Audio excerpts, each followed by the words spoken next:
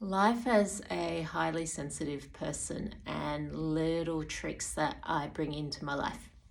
So I've always been a very sensitive person, very sensitive to energies in the space, how people feel, and also sensory as well. So light is a big one for me. Sound is another big one for me.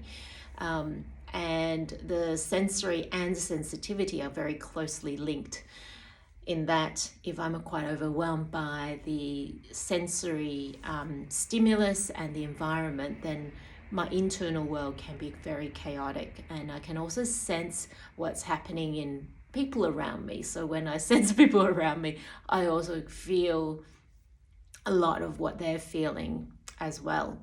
And sometimes it's quite challenging because I can't differentiate between what is it that I feel and what is it that someone else is sensing.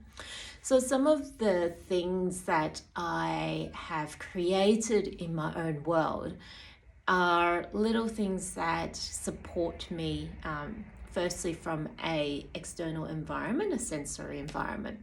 You'll notice in a lot of my videos, I wear very soft fabrics. This is wool. This is actually possum and merino wool combined. So it's very soft, very light. It gives me a sense of cocoon. I've also recently recently introduced more organic cotton clothing. So this is a organic cotton top from Boomy. This is not sponsored, by the way. I just sharing what I find I love. And having these fabrics allows me a sense of home, sanctuary within myself when I'm out and about or within my home. You might also notice here that this is wool. This is actually a wool mattress underlay that I've got on the ground, and I use it as my rug. It's cozy, it's warm, it was very cost effective. I think it costed me $100 or something, 150 for a large king size, and I've got this around the house. And that gives me the sense of coziness in my home. It's a very good summer home, let's just put it that way, not great for winter. So from a tactile perspective, that's what I create to support me and my own system. In terms of visual, the bright lights like fluorescent lights can be quite harsh on my body, and it drains me to no end. I can be in a space for about 10 minutes with white harsh lights, the cool white light, and I'll be absolutely exhausted. So in my home, I've created, I do have a lot of bright white lights installed in the house, which is not by choice, obviously, but I've put a lot of fairy lights and warm light bulbs around the house. I use a lot of lamps as an example. I love my fairy lights because that's just nice, When I'm out and about, I obviously can't carry my own fairy light hat around the place. So I'm mindful where I go, basically. With my work that I've created now, a lot of my work I do at home. So let me just turn around. This is the view that I have in my home. So I've got natural light coming in.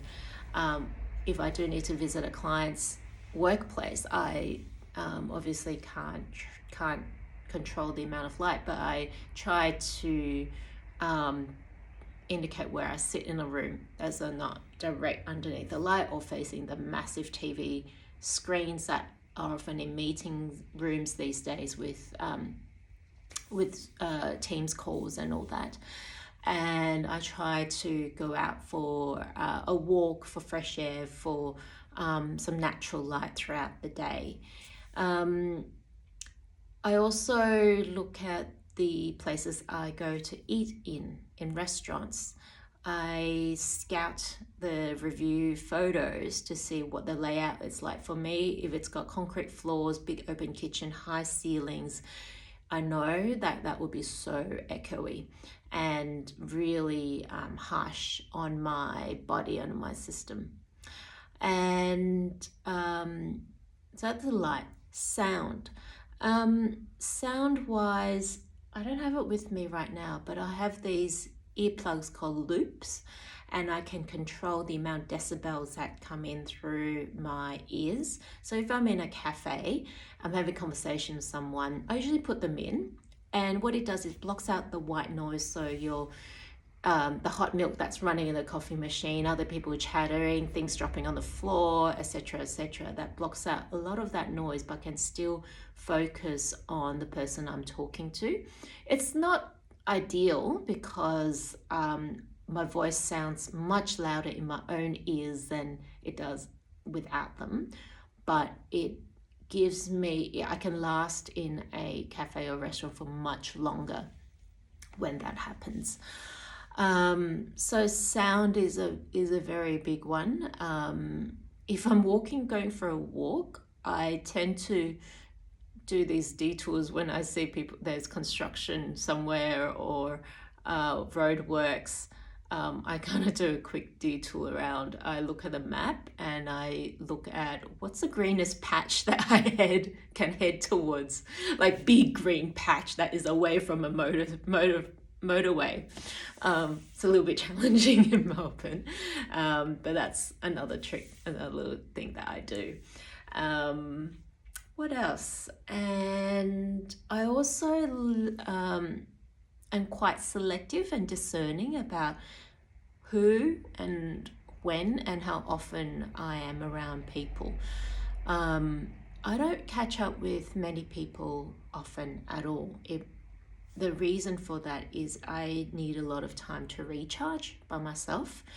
And so in doing so, I'm very discerning and selective about who I spend my time with, and also what nourishes me and what I know my presence, how my presence nourishes them.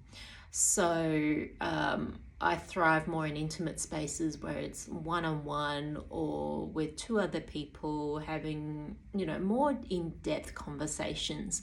I'm not interested in light surface conversations. They actually drain me, but if I go deep, for me, that nourishes my soul. And if I'm planning on a bigger outing, say if I'm going to be out for most of the day, I really try not to pack my day. It's been a very big learning on that, to be honest. But I try not to pack my day. I try to have the next day free, or just knowing maybe if I go home, I run myself a big long bath, or burn the candles that I make. So creating that very curated space in many ways helps to create that sense of calm and nourishment for me. And it by no means, it's when I say curated, it doesn't mean I've got everything planned. Actually, for me, I'm very spontaneous, and I love being able to respond to, say, oh, I saw a deal for this musical, for example, I'm going to go tonight. Or a friend might ring up and go, hey, I'm in town, Jean, can we catch up? So I love those. For me, spontaneity is so important as well. So yeah, that's probably a few of the tips that I wanted to share as a highly sensitive person to create that sense of home, nurturance, nourishment, and a space where I can thrive in as well. I hope you found it useful. Till next time.